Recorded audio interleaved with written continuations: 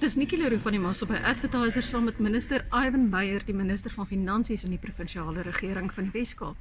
Minister, interessante oggend sover met die verskillende munisipaliteite wat hier verenig is in Mosselbaai.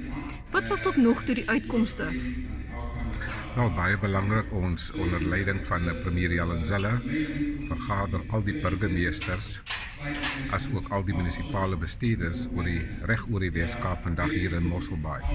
Die hele bedoeling is om interowerheidsverhoudinge te bevorder tussen die verskillende vlakke van die regering, spesifiek die munisipaliteite in die Wes-Kaap as ook die provinsiale regering. Ten opsigte van die spesifieke uitkomste het ons spesifiek vandag gekyk hier na die argitektuur van goeie regeringskunde, goeie samewerkende regering tussen die verskillende munisipaliteite, maar ook die rol van die onderskeie belangrike rolspelers soos die munisipale bestuurders as ook die verskillende rolle van die burgemeesters. Ten opsigte van samewerkende regering is dit baie belangrik om te weet wat is die onderskeie rolle in terme van samewerkende regering.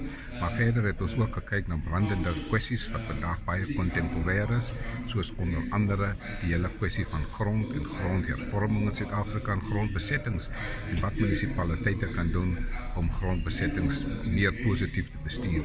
Daar was ook aanbiedings gedoen deur verskillende munisipaliteite, as ook hier spesifiek deur die Suid-Afrikaanse polisie en ook deur Stellenbosch munisipaliteit deur middel van gevalle studies.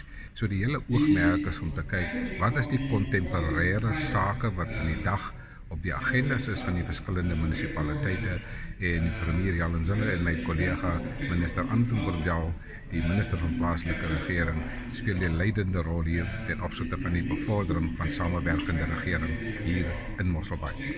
Minister, u is nou die man wat die beursie dra en die gedagte van grondgrype, mense dink dit gaan maklik wees, dit gaan eenvoudig wees, die regering het groot sakke, hulle kan mos maar reg staan. Hoe na aan die waarheid is daai stelling?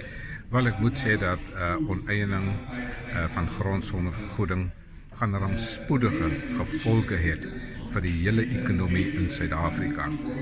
Ons het gesien wat is die effek van oneiening van grond sonder vergoeding in Venezuela. In daardie land was daar in 1999 'n grondwetwysiging om grond te oneien sonder vergoeding.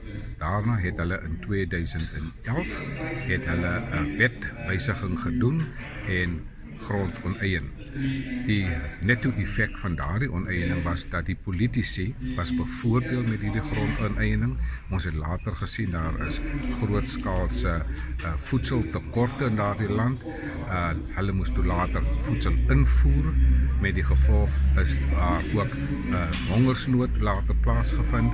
Daar was kompetisie vir kos. Hulle moes toe ook kos invoer in Venezuela en wat toe later gebeur het, daar is ook toe optogte en ook later moes kos ingevoer word. En toe die kos ingevoer word, was die onderskeie voertuie wat die voedsel vervoer het, ook gehijack in Venezuela en dit het 'n rampspoedige effek gehad op die ekonomie. Om die waarheid te sê, die ekonomie het gedisintegreer en vandag is die inflasiekoers in Venezuela 1 miljoen %.